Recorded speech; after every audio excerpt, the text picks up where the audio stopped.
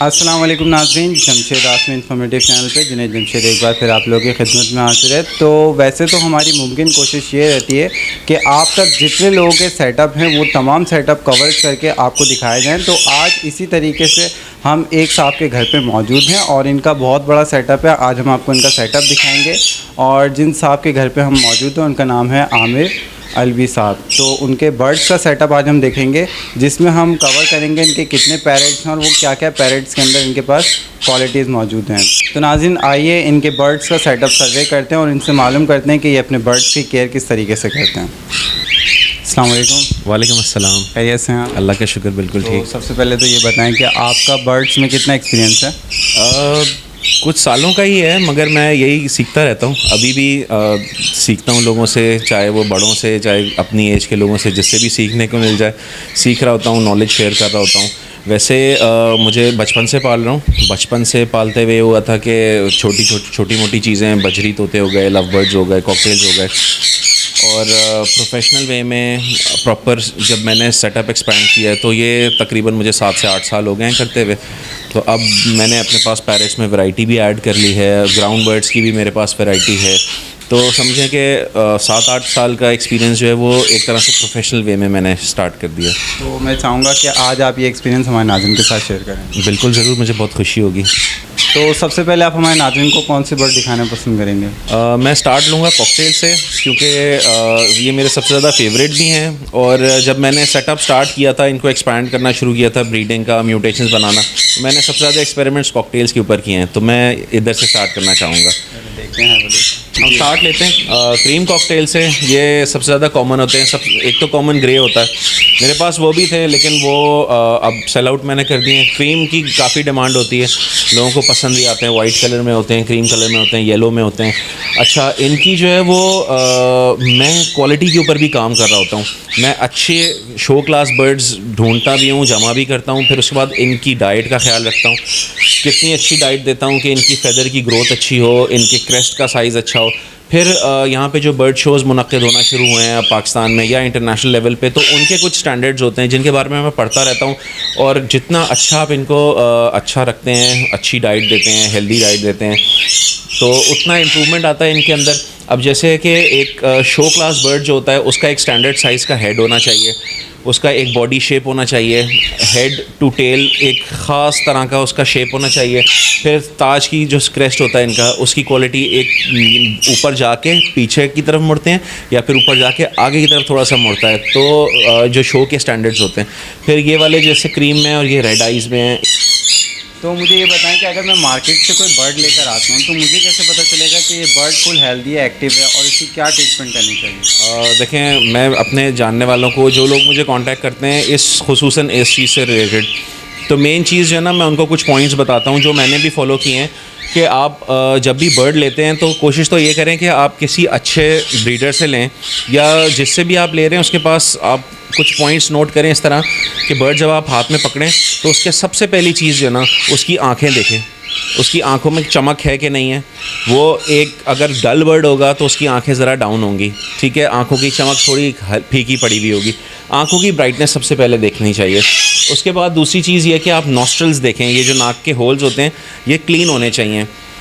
अगर इनमें थोड़ी सी बीमारी होगी या डिजीज़ का कोई साइंस होंगे तो नॉस्ट्रल्स थोड़े गंदे होते हैं, या फिर उनमें अगर नेज़ल डिस्चार्ज हो रहा है तो उसमें धूल मट्टी चिपकती है तो वो गंदे हो जाते हैं, तो वो एक निशानी होती है।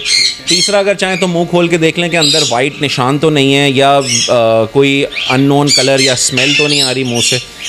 फिर इनकी सीप की जो सीने की हड्डी होती है वो चेक की जाती है कि उस पर गोश्त है, क्योंकि बीच की हड्डी है वो नोकीली हो जाती है, साइडों से उसकी गोश्त कम हो जाता है तो वो हड्डी नुमाया होने लग जाती है, वो वीकनेस की निशानी होती है। बर्ड जब बीमार होता है या वीक हो रहा होता है तो उसकी जिस्म का गोश्त कम हो जाता है और उसकी हड्डी निकल आती है, जिसको सीप भी कहते हैं। उसका ख्याल रखना पड़ता है। अगली चीज़ ये कि उसका वेंट एरिया, जहाँ से ये बीट करता है, वो एरिया क्लीन होना चाहिए। आप बर्ड को नीचे से चेक करें। उमूमन हेल्दी बर्ड्स में भी कभी कभी वो गंदी हो जाती है, लेकिन उसका जब आप देखने लगेंगे ना तो आपको आइडिया हो जाएगा। जो बीमार बर्ड्स होते हैं उनकी वो जगह डर्टी होती है, गंदी हो जाती है। तो ये कुछ छोटी छोटी निशानियाँ हैं। बाकी फिर आप इनको जब उमूमन मार्केट में होता है, लोगों ने नेट में रखे हुए होते हैं, आप कोशिश ये करें किसी केज में रख के उसको देख लें, उसकी बिहेवियर देख लें, एक्टिविटी आपको दिख जाएगी कि अब जैसे अगर आप इसको नोट करें तो ये अपने परों को साफ़ कर रहा है, ये प्रीनिंग कहलाती है। बर्ड बिल्कुल रिलैक्स है, हम यहाँ खड़े हुए भी हैं, ये ना डर रहा है ना कुछ है, और ये अपने पर साफ़ कर रहा है। तो ये जो बिहेवियर्स होते हैं इनसे भी बहुत चीज़ें पहचानी जाती हैं। कुछ बर्ड्स मेरे घबरा रहे हैं, जैसे अब आपने लाल कलर पहना हुआ है तो इससे घबराते हैं, आप जैसे एंटर हुए होंगे तो ये घबरा गए थे, फड़फड़ाने लग गए थे, लेकिन फिर उन्होंने नोट किया, फिर आप ये मूंगफलियाँ इनको खिला रहे हैं तो ये फिर रिलैक्स हो जाते हैं।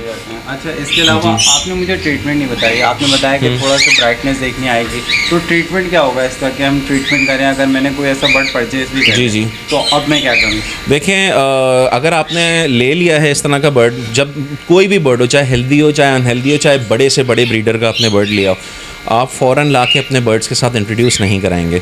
आप उनको रखेंगे सेपरेट, एक अलग केज रख लें, उसमें आपने उनको रखा। सबसे पहले आप उनको जो है वो इलेक्ट्रोलाइट्स पिलाएं। कॉमन इलेक्ट्रोलाइट्स में आपके ORS आ जाता है।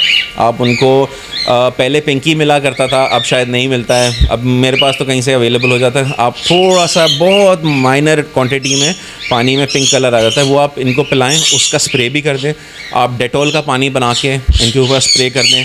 एक और अच्छी चीज़ मैं यूज़ करता हूँ, एलोवेरा, आपने देखा होगा, घी गुहार जिसको हम कहते हैं उर्दू में, उसका आप पत्तों को काट के उसका जेल निकाल के ना स्प्रे गन के अंदर आप डाल के उसमें पानी ऐड करें, डेटॉल ऐड करके उसका स्प्रे आप इनके ऊपर करें, बॉडी के ऊपर इनको नहला दें, उससे इनके पंजे वंजे आप साफ़ कर दें। जिस केज में आपने रखा है उसमें भी आप स्प्रे कर दें। और फिर अपने बर्ड्स में तो ऑफ एंड ऑन आपको एंटी बैक्टीरियल स्प्रे करना ही होता है। जब आपने रख लिया, ORS पी लिया, पिंकी वगैरह इन्होंने पी लिया, 6 से 8 दिन आपने नोट कर लिया कि एक्टिव है। आप लोग उमूमन 1 महीना भी करते हैं, 15 दिन भी करते हैं, मैं देख लेता हूँ 6 से 8 दिन अगर सूटेबल है, सही है, एनवायरनमेंट अडॉप्ट कर लिया है इसने, तो उसके बाद फिर किसी के साथ जो पेड़ लगाना होता है वो मैं पेयरिंग कर देता हूँ उनकी, मुझे फिर एक तसल्ली हो जाती है। इसके अलावा अपने बर्ड्स में जो आगे ट्रीटमेंट करते हैं वो कितने टाइम? मैं हर महीने 3 दिन का एंटी बैक्टीरियल और एंटी वायरल कोर्स करता हूँ लाजमी। उससे फ़ायदा ये होता है जी बिल्कुल, उमूमन कहते हैं कि जी जब तक बीमार नहीं हो कोई दवा नहीं इस्तेमाल करनी चाहिए। मेरी कोशिश ये होती है कि मैं दवाएं ना इस्तेमाल करूं, बट हमने क्योंकि कैप्टिविटी में रखा हुआ है, एक जगह पे बहुत ज़्यादा बर्ड्स हैं, ठीक है। नेचुरल वे में हिसाब किताब थोड़ा डिफरेंट होता है, परिंदों दरख्तों पे अपनी मर्ज़ी से ये जड़ी बूटियाँ खा लेते हैं, इलाज कर लेते हैं।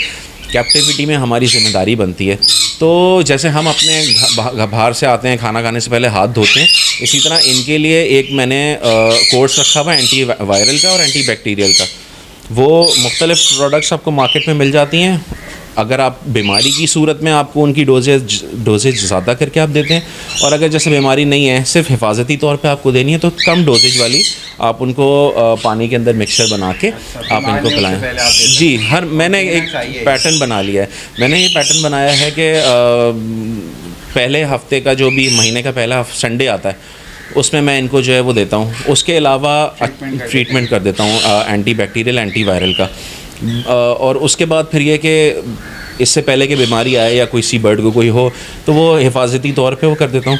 साथ ही साथ सेकंड वीक का जो संडे आता है उसमें मैं सबको एप्पल साइडर विनेगर देता हूँ, जो सेब का सिरका है, वो इनके हाजमे के लिए बहुत अच्छा होता है। और उसकी काफ़ी सारी पूरी उसकी डिटेल्स हैं कि किन किन उसके क्या क्या फ़वायद हैं। इंसान की बॉडी के लिए भी, इंसान की बॉडी, जानवरों के लिए भी बहुत अच्छा है, स्किन के लिए बड़ा अच्छा होता है और हेल्थ के लिए। तो बर्ड्स के लिए कि उनके फेदर्स की शाइन के लिए, इनकी हेल्थ के लिए, इनके डाइजेशन के लिए, बच्चों के लिए उनका जो क्रॉप होता है, उमूमन ये होता है कि आपने नोट किया होगा या लोगों की शिकायत होती है कि जी हंडिया के अंदर बच्चे थे वो मर गए, या हेल्दी बच्चे नहीं पैदा हो रहे, सर्वाइवल का मसला आ जाता है। तो पेरेंट्स जो पानी पिलाते हैं ना इनको, आप उस पानी के अंदर मैं हफ्ते में 1 दफ़ा कर लेता हूँ या फिर 2 हफ्ते में 1 दफ़ा कर लेता हूँ कि एप्पल साइडर विनेगर का पानी बना के इन सबको दे दिया। हाजमा बहुत अच्छा हो, क्योंकि मेन चीज़ हाजमे की, हाजमा गड़बड़ होता है तो फिर परिंदों का प्रॉब्लम शुरू होता है। अच्छा, यहाँ पे जो है वो मैंने म्यूटेशंस बनानी शुरू की हैं। अच्छा हेल्दी बॉडी स्ट्रक्चर वाला बर्ड पिक किया, उसके साथ अच्छे बॉडी स्ट्रक्चर वाली या अच्छे पॉइंट्स की फ़ीमेल चूज़ कर ली। अब इसमें डोमिनेंट जो है ना वो ग्रे कलर होता है। अब मैंने एक ये फॉन पाइड कहलाता है, फ़ीमेल जो है वो फॉन पाइड है और मेल जो है वो चारकोल है। अच्छा, चारकोल जो है इसकी ये ब्लड लाइन, इसके जो पेरेंट्स थे उसमें सिनेमन पाइड थे इसके पेरेंट्स, और पाइड थे, नॉर्मल पाइड और सिनेमन पाइड, डार्क पाइड। तो ये जो है वो चारकोल बच्चा आया उनका, तो इसकी ब्लड लाइन के अंदर इसका भी कलर है मौजूद। तो इनके जो बच्चे आते हैं ये प्योर वाइट एल्बाइनोज भी आते हैं, और इसमें सिनेमन भी आते हैं, इसमें चारकोल भी आते हैं। मैंने अब इसकी जैसे फ़ीमेल है, ये शो क्लास फ़ीमेल है, शो GPV भी है, यहाँ पे जो बर्ड शो मुनक्किद हुआ था उसमें। अब आप अगर इसका नोट करें तो इसका जो क्रेस्ट है उसकी थिकनेस देखें, फेदर्स की क्वालिटी, फिर इसका एक बॉडी शेप। अभी तो क्योंकि गर्मी इतनी है तो इनकी हमारा हशर हुआ हुआ है, इनका भी काफ़ी बुरा हाल हुआ हुआ है। चारकोल मेल है। अच्छा, ये जो चारकोल मेल है ये भी जो है वो मेरे पास डार्क पाइड के ब्लड लाइन में से है, और इसके साथ मैंने जो फ़ीमेल लगाई है वो सिनेमन लगाई है। तो इसमें भी जो है वो मेरे पास बच्चों में वैरायटी आती है, सिनेमन पर्ल्स आ जाते हैं, मेरे पास पाइड्स आ जाते हैं। हाइब्रिड आप निकालते हैं? नहीं, हाइब्रिड तो नहीं कह सकते आप इनको आप मुख्तलिफ म्यूटेशंस कह सकते हैं जो इनकी बिल्कुल, जैसे कि डोमिनेंट कलर जो होता है ना इसमें, इनकी जो आप अगर ब्लड लाइन स्टडी करें तो सबसे कॉमन आपकी अगर ग्रे वाली है तो वो सबसे स्ट्रॉन्ग ब्लड लाइन है। अगर आप उसको किसी भी बर्ड के साथ पेयर करेंगे तो उसकी डोमिनेंट जीन्स आएगी उसके अंदर। फिर सेकंड नंबर पे ये वाली आ जाती है क्रीम कॉकटेल्स की, ये ग्रे और ये क्रीम, ये ओरिजिनल कॉकटेल्स हैं। बाकी ये सब इनकी ब्रीड्स ड्राइव हुई हैं। इनमें एल्बाइनोज आ गए जिसको आप सूरजमुखी कहते हैं, वो चीज़ आ गई। उसमें क्या होता है, कलर पिगमेंटेशन का थोड़ा सा होता है कि वीक होता है कलर पिगमेंटेशन, तो वाइट आ जाते हैं। उसको फिर आप फर्दर ब्रीड कराते हैं तो आपके पास चारकोल वाइट फेस का बेसिकली, ये जो है वो येलो फेस कहलाते हैं या ऑरेंज फेस आप कह लें इनको, और ये जो है वो वाइट फेस कहलाते हैं। तो इसमें चारकोल्स आ जाते हैं, सिनेमन पाइड्स आ जाते हैं, सिनेमन पर्ल्स आ जाते हैं, और फिर इनोज आ जाते हैं, इनोपाइड्स, मुख्तलिफ़ चीज़ें। अब जैसे मैं आपको बता रहा था ना कि ये जो है वो दिखने में काफ़ी मिलते जुलते हैं। ये एक्चुअल चारकोल है और ये जो है वो पाइड है, ये पाइड है। इनके साथ जो है वो एक चीज़ मैं जो प्रैक्टिस करता हूँ अपने शौक़ से, अपनी पसंद से, वो मैं ये करता हूँ कि जब इनके बच्चे निकलते हैं, जब वो फुली कवर्ड हो जाते हैं ना, तो मैं उनको पेरेंट्स से अलग कर लेता हूँ। जो लोग फ्लाइंग केज में डालते हैं तो मैं उनको थोड़ी फ्लाइंग वगैरह दे देता हूँ, लेकिन मैं इनकी फीडिंग हैंड फीडिंग शुरू कर देता हूँ। हैंड फीडिंग से ये होता है कि जैसे अभी हम यहाँ खड़े हुए हैं ना, कोई भी बर्ड आप देखें फड़फड़ा नहीं रहे हैं, डर नहीं रहे, हमसे घबरा नहीं रहे। उससे क्या हुआ है कि इन्होंने हमेशा से जो है ना वो इंसानों के करीब देखा है अपने आप को। बिल्कुल बिल्कुल, ये जो है वो इंसानों से मानूस हो गए। तो मेरे पास जब भी बच्चे इसमें हंडिया में आप अगर देखें, ये जो बच्चे हैं ये जिस एज में है ना, अभी ये थोड़े से इनके पर और कवर्ड हो जाएंगे तो मैं इनको इनके पेरेंट्स से अलग कर लूँगा, फिर इनकी सिरेंज से हैंड फीडिंग शुरू कर दूँगा। अच्छा, वो कितने टाइम तक करनी पड़ती है आपको? वो तकरीबन मैं इस एज पे अलग करता हूँ कि मुझे सिर्फ 2 हफ्ते करानी पड़े, क्योंकि टाइमिंग से बड़ा इशू होता है, फिर एक बड़ी ज़िम्मेदारी वाली चीज़ होती है। अब ये वाली चीज़ मैंने नेट पे नहीं पढ़ी है, ये उमूमन मैं नेट से भी सीखता हूँ, गूगल से।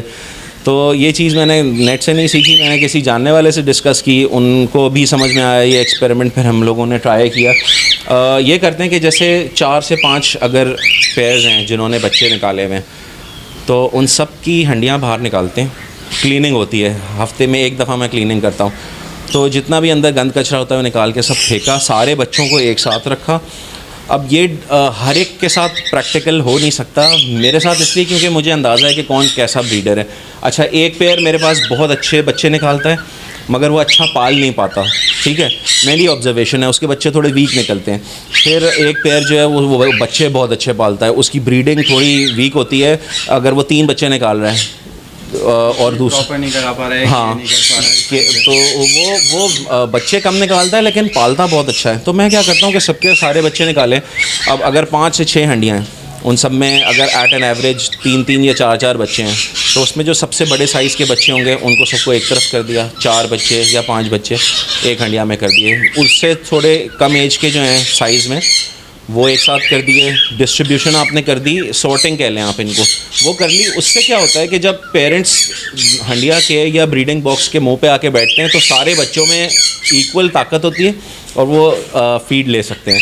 ओवन क्या होता है कि पैरेट्स जब लेइंग करते हैं अंडों की, तो पहला अंडा दिया, अगले दिन या एक दिन के बाद दूसरा दिया, फिर 1-2 दिन के बाद तीसरा दिया, तो अंदर जो है वो इनका एम्ब्रियो डेवलप होना शुरू हो जाता है। ठीक है, डेवलपमेंट एग की शुरू हो जाती है और बाय द टाइम सारे अंडे लेइंग हो जाती है तो पहला बच्चा निकल आता है, फिर दूसरा बच्चा 2 दिन के बाद निकला, तीसरा बच्चा 4 से 5 दिन के बाद निकला, तो बड़ा छोटा छोटा इस तरह हो जाता है। तो जो बड़ा बच्चा होता है वो सबसे ज़्यादा फीड लेता रहता है और उसकी एक्टिविटी की वजह से हंडिया के अंदर छोटा बच्चा कुचला भी जाता है। तो सॉर्टिंग करने का मकसद ये होता है कि एक एज के एक साइज़ के एक तरफ कर दिए तो उसमें क्या होता है, पेरेंट्स सबको फीड करा लेते हैं, एक तरह से इंसाफ हो जाता है सबके साथ, और फिर मोर्टेलिटी में आपके बहुत कमी आ जाती है, सही सबको डाइट मिल जाती है प्रॉपर। तो ये चीज़ मैं फॉलो करता हूँ और मैं वो प्रॉपर केयरिंग हो जाती है। एग्जैक्टली। अब जैसे एक और चीज़ मैं शेयर करूँगा, मेरे इम्तिहान चल रहे थे पिछले साल मास्टर्स के, तो मुझे टाइम नहीं मिल रहा था। जो रेगुलर साइकिल है ना, सैटरडे संडे को जब मैं इनको आके चेक करता हूँ हंडियों को, तो पेपर्स की वजह से मैं टाइम नहीं दे पाया था। तो 3-4 दिन ऊपर हो गए। 3-4 दिन ऊपर होने के बाद मैं ऑफिस की वजह से भी मसरूफ़ था, तो मैंने कहा अब अगले वीक में मैं देख लेता हूँ वीकेंड पे।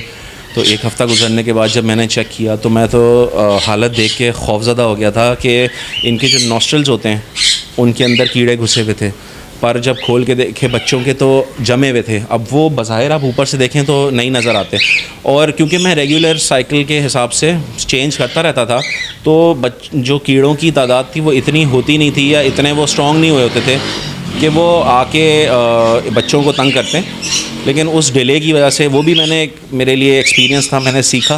तो मैंने बारीक जो पिन होती है सिरिंज के आगे की, उस पिन से मैंने बच्चे को पकड़ के ग्लव्स पहन के मैंने उसकी नॉस्ट्रल्स साफ़ किए हैं, और इतने मोटे मोटे सुंडियाँ टाइप की चीज़ उसमें से वर्म्स निकले हैं। और फिर उसके बाद उनका मैंने डिसइंफेक्ट किया अच्छी तरह, डेटॉल का स्प्रे करके, फिर बच्चों को रखा। बच्चों को अल्लाह का शुक्र है कि मोर्टेलिटी कुछ नहीं हुई। एक बच्चा काफ़ी हद तक वीक हो गया था। बेसिकली मैंने उसको छुआ भी जब देखा था तो वो मैं समझ में नहीं पा रहा था कि वीक क्यों हो रहा है। बाकी सारे बच्चे बिल्कुल सही हैं, माँ बाप सही खिला रहे हैं। जब मैंने गौर किया तो देखा नाक के अंदर दोनों नॉस्ट्रल्स में कीड़े घुसे हुए हैं, और बाकी बच्चों के भी घुसे हुए थे। ऑलमोस्ट उस हंडिया में सबके घुसे हुए थे, क्योंकि जो डिले आ गया था उसमें कीड़े पैदा हो रहे थे तो उसमें घुस गए थे। और फिर उसमें जो परों के नीचे जमा हो गए थे ना, वो एक पर जहाँ से ताज़ा निकल रहा होता है ना, उस जगह पे कच्चा होता है वो एरिया, उसको वहाँ से खून चूसना शुरू कर देते हैं। तो वो मैं तो एकदम देख के डर गया था कि ये हो क्या गया है। मैंने वो सब सफाई की उनकी, और फिर क्लेंजिंग करके, तो एक उनमें से बहुत वीक हो गया था, उसको अलग करके उसकी सिरिंज फीडिंग की है, तो उसने भी फिर माशाल्लाह हेल्थ पकड़ ली। यानी कि उसमें कोई कैजुअलिटी नहीं हुई। अल्लाह का शुक्र है उसमें कुछ हुई नहीं थी। तो नाज़रीन, जैसा कि आप लोगों ने सुना, आमिर अलवी साहब जो हमें बता रहे हैं वो यही बता रहे हैं कि जब भी बर्ड्स के बेबीज़ होते हैं या ये ब्रीडिंग पे होते हैं तो हमने इनका बहुत प्रॉपर केयर करना पड़ता है। यानी कि अगर आप उसको देखेंगे नहीं और बिल्कुल छोड़ देंगे तो इस तरीके की कैजुअलिटीज़ हो सकती हैं और उसमें कोई भी बेबी एक्सपायर भी हो सकता है। बिल्कुल सही कह रहा हूँ? बिल्कुल ऐसा ही है। तो इसकी एक प्रॉपर केयर की जाती है, और आपने ये चेक करना होता है कि तो आपने ये देखना होता है कि जो भी आपने बर्ड्स पाला हुआ उसकी जो भी हंडी आपने रखी हुई है वो बिल्कुल नेट एंड क्लीन हो। उससे आपके जितने भी बेबीज़ ब्रीड होते हैं वो हेल्दी रहते हैं, जितने भी एग्स हैच करते हैं वो हेल्दी रहते हैं। और इस बात का आपने ख़ास ख्याल रखना है कि अगर वो क्लीन नहीं होगी तो जैसा कि आमिर साहब ने अपना एक्सपीरियंस शेयर किया, तो ऐसी क्राइसिस हो सकते हैं, बिल्कुल ऐसे फेस कर सकते हैं लोग कि ऐसी कैजुअलिटीज़ हो सकती हैं और इससे वर्स भी हो सकता है। तो आप लोग प्लीज़ इस चीज़ का ख्याल रखें। हमारा ये सेटअप दिखाने का मकसद यही होता है कि जितने भी नए शायकीन दोस्त हैं, जो भी बर्ड्स नए शायकीन लोग बर्ड्स रखते हैं, उनको प्रॉब्लम होती है, इस तरीके की प्रॉब्लम फेस करते हैं, तो ये जितने भी सीनियर हजरात हैं ये लोग ये सब फेस कर चुके होते हैं, तो इनसे हम मदद ले लें, क्यों नहीं, इनसे हम फ़ायदा उठा लें। तो जितने भी हम सेटअप की कवरेज करते हैं वो इसी वजह से करते हैं कि जितने भी एक्सपीरियंस शुदा आदमी हैं इन लोगों से हम गेन करें और सीखें इन्होंने क्या क्या एक्सपीरियंस हासिल किया है। इसके अलावा आप कोई सी भी कंट्री में मौजूद हैं, यानी कि इंडिया में, पाकिस्तान में, कहीं भी आप शौक़ कर रहे हैं तो आप इनसे कांटेक्ट कर सकते हैं और ये आपको गाइड करेंगे, प्रॉपर गाइड कर देंगे। बिल्कुल, डेफिनेटली मेरी कोशिश यही होती है। एक्सपीरियंस आपका, आप हमारे बिल्कुल ऐसा ही है, क्योंकि मैंने भी लोगों से सीखा है, और शेयर जितना आप करते हैं, मालूमात शेयर करते हैं, उतनी आपकी नॉलेज बढ़ती है। फिर इधर सवाल आता है एक ज़िंदा चीज़ का, तो उसमें मेरी कोशिश ये होती है कि जहाँ कहीं पे भी दुनिया में कहीं पे भी कोई है, उसको अगर हेल्प मिलती है, उसके पास मोर्टेलिटी से बच जाते हैं बर्ड्स, तो मेरी तो कोशिश होती है कि मैं अपनी खिदमत पेश करूँ उसके लिए। और ये एक सवाब का काम भी है, और दूसरा इससे आप मिलजुल के सीखते हैं। अगर हम कॉकटेल्स की बात करें तो ये पाकिस्तान में बहुत अच्छी लेवल पे ब्रीड हो रहा है और ये इंटरनेशनली जाता है। बाहर इसके शायकीन मौजूद हैं, डिमांड है और वो पालते हैं। अब यहाँ पे इन बाहर मुल्कों में प्रोसेस्ड फूड मिल जाता है, आपको हर चीज़ दुकानों पे अवेलेबल हो जाती है। यहाँ पे सिलसिला भी शुरू हुआ है, लेकिन मैंने अपने बर्ड्स को आदी नहीं डाला है प्रोसेस्ड फूड का या जो कमर्शियल फ़ूड होता है। मैं ख़ुद दाना बनवाता हूँ, उसमें मुख्तलिफ़ प्रोपोर्शन के अंदर तकरीबन एक निकाल के हम ये जैसे आप देखें, इसमें जई मौजूद है, इसमें लाल चावल मौजूद है, इसमें सनफ्लावर मौजूद है, ईरानी बीज मौजूद है, छोटी कंगनी, लाल कंगनी, मोटी कंगनी, गोल कंगनी, बाजरा, फिर इसमें भंग का बीज होता है, वो इस मौसम में इनको ठंडा रखने के लिए होता है। हेम्प सीड्स कहलाते हैं ये। विटामिन ई भी इनके अंदर होता है बहुत। फिर खुर्तम का बीज होता है, कनेरी सीड होती है, अलसी का बीज होता है। सर्दियों के अंदर मैं ख़ुद इसमें सरसों का बीज ऐड करता हूँ, काले तिल ऐड करता हूँ और वाइट तिल ऐड करता हूँ। उससे आप मौसम के लिहाज से बिल्कुल बिल्कुल बिल्कुल। तो करंटली आपके पास कितने बेबीज़ हैं इसके कॉकटेल? क्योंकि गर्मी का मौसम आ गया तो इन लोगों ने ब्रीडिंग थोड़ी रोक दी है। मैं पिछले साल तक ये करता था कि मैं इनको ब्रीडिंग टाइम पे ब्रीडिंग सीज़न जब एंड होता था समर्स में, तो मैंने ब्रेक दे देता था, इनकी हंडियाँ उतार देता था। और बहुत बड़े बड़े ब्रीडर्स भी ऐसे ही करते हैं, रेस्ट दे देते हैं। लेकिन फिर पिछले साल भी और इस साल मैंने यही एक्सपेरिमेंट किया है कि मैंने इनको रोका नहीं है ब्रीडिंग से, क्योंकि एक इनका कुदरती अमल है, एक नेचुरल वे है, ब्रीड करना होता है इनको, ये करते हैं। अगर मौसम बहुत एक्सट्रीम हो जाता है, इंक्यूबेशन का जो टेम्परेचर है एग्स का उससे ज़्यादा एक्सीड कर जाता है, तो ज़ाहिर अंडे ख़राब हो जाते हैं। लेकिन वो भी फिर एक आफ्टर ऑल कुदरती अमल है। तो अभी मेरे पास जो बच्चे निकले हैं उनमें से एक ये है, प्योर वाइट एल्बाइनो है ये, रेड आइज़ में।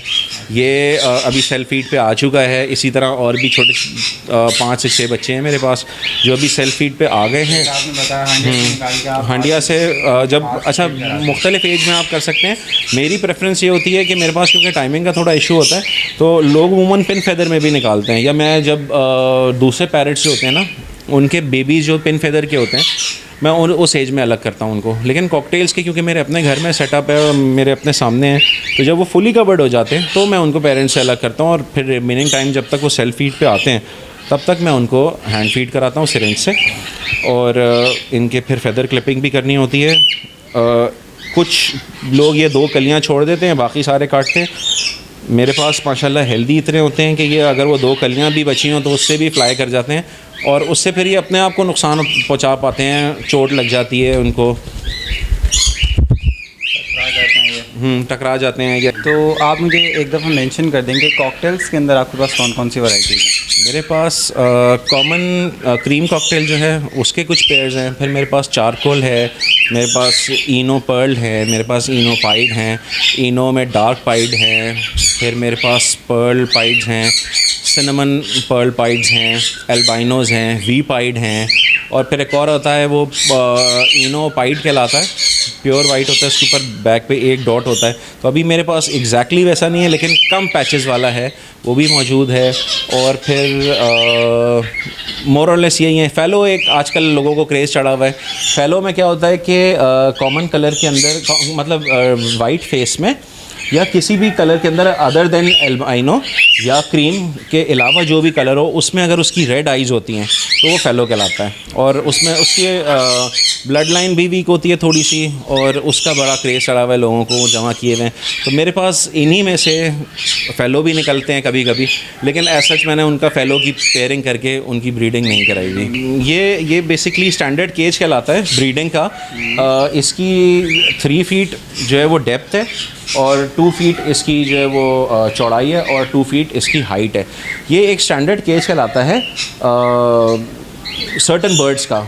अब ये जितने भी ये मेरे पास एक केज के तौर पे इस तरह है। वैसे तो लोगों के पास इस तरह के केजेस का पूरा एरे होता है, 10-10 केज या 20-20 केज जो बड़े सेटअप पे काम कर रहे होते हैं। तो मैं जैसे कंसल्टेंसी के लिए जाता हूँ जिनके पास, तो उनके पास प्रॉपर केजेस होते हैं। ये एक मैंने मॉडल के तौर पे आप समझ लें यहाँ पे रखा हुआ है। और ये जितने भी इसमें आपको पैरेट्स मिलेंगे ये सब ज़्यादातर टेम है। नीचे जो 2 ग्रे पैरेट्स हैं ये दोनों टेम थे किसी ज़माने में, अब नहीं हैं। इनकी मैंने पेयरिंग की हुई है। ये थोड़ा काटते हैं, वैसे तो पले हैं लेकिन ये थोड़ा काटते भी हैं। और एक्चुअल जो टेम बर्ड्स होते हैं ना, जिस तरह आप हाथ पे ले सकते हैं, इनको उस तरह नहीं ले पाते क्योंकि इनका थोड़ा बिहेवियर का मसला हो गया। इनकी मैंने पेयरिंग की हुई है, इनके लिए बॉक्स लगाया हुआ है। ये जो मैं आपको स्टैंडर्ड साइज़ बता रहा हूँ, इसके अंदर ऐसा भी मुमकिन है कि आप 4 फीट गहरा भी कर सकते हैं, हाइट 1 फीट और ऊंची कर सकते हैं, मगर उसमें फिर आपकी एक्स्ट्रा जगह यूटिलाइज़ हो जाती है। लेकिन इन एक पेयर को खुश रखने के लिए ये 3 बाय 2 बाय 2 एक अच्छा स्पेस है। इसमें अब ये देखें, ये टेम बर्ड है। ये अब क्योंकि मैंने इसको काफ़ी अर्से से हाथ पे निकाला नहीं है, तो इसलिए जो है वो ये वैसे टेम बर्ड्स की तरह एक्ट नहीं कर रहा, लेकिन ये काट भी नहीं रहा है और डर भी नहीं रहा, भाग भी नहीं रहा। तो ये मेल है, अभी सब एडल्ट है, ये मैच्योर होगा तकरीबन चंद महीनों में। ये फ़ीमेल है, 4 साल की है और ये टॉकिंग भी करती है, ये भी टॉकिंग करता है, दोनों टॉकिंग में विस्लिंग करते हैं, अस्सलाम वालेकुम और काफ़ी चीज़ें बोलते हैं। इसी तरह यहाँ पे मेल अंदर बैठा हुआ है, ये फ़ीमेल है, ये भी टेम है, ये भी बहुत बोलती है। तो इन्होंने ब्रीड किया है? इन्होंने अंडे दिए हुए, इनका कुछ टाइम के बाद शुरू होंगे।